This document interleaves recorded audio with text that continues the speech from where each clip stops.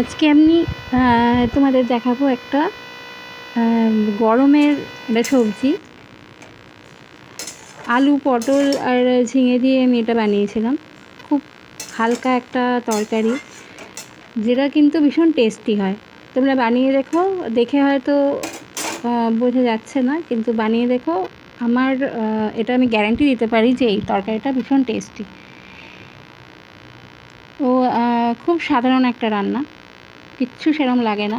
আমার কাছে আলু পটল ঝিঙে ছিল, আমি সব এই তরকারিটা ওই জন্য করেছি। এর মধ্যে অন্য কোনো আনাজ থাকলেও দিতে পারো, যেমন বেগুন দেওয়া যায় বা কাঁকরোল থাকলে দেওয়া যায়, ভাল লাগে খেতে।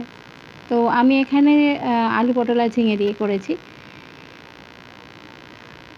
কড়াতে আমি প্রথমে 5 ফোড়ন দিই এবং তারপরে আলু আর পটলটা লম্বা লম্বা করে কুটে রেখেছি। কোটাটা যে ভাবেই হতে পারে, ডুমো ডুমো করেও কোটা যেতে পারে, কোটাটা নিজের ব্যাপার।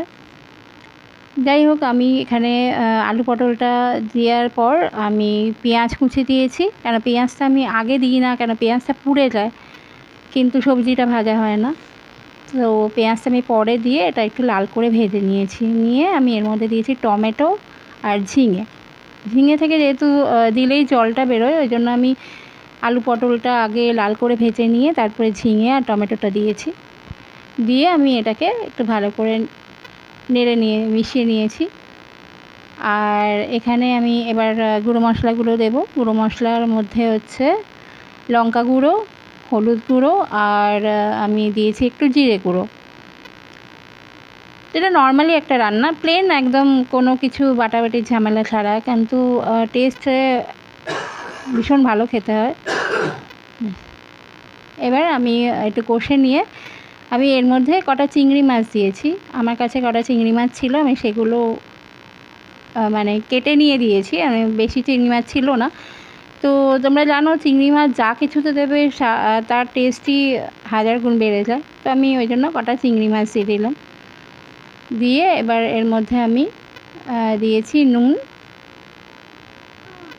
আর নুনটা দিয়ে আমি ভালো করে এটা আরেকটু কষবো, যেহেতু ঝিঙে থেকে জল বেরিয়েছে। তো দেখো, এটা বেশ নরম হয়ে গেছে সবজিগুলো।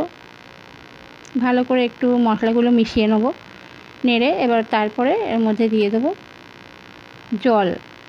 আর জলটা দিয়ে ব্যাস, আর বেশিক্ষণ রান্না করার দরকার নেই। এই সব সবজিগুলোই মোটামুটি খুবই তাড়াতাড়ি কম সময়ে সেদ্ধ হয়ে যায়। তো ব্যাস একটু মাখা মাখা হলে এই তরকারিটা নামিয়ে নেবে। ভাতের সঙ্গে অসাধারণ লাগে খেতে। খুব হালকা, একদম রিচ নয়, কিন্তু খুব টেস্টি। বানিয়ে দেখো, জানিও।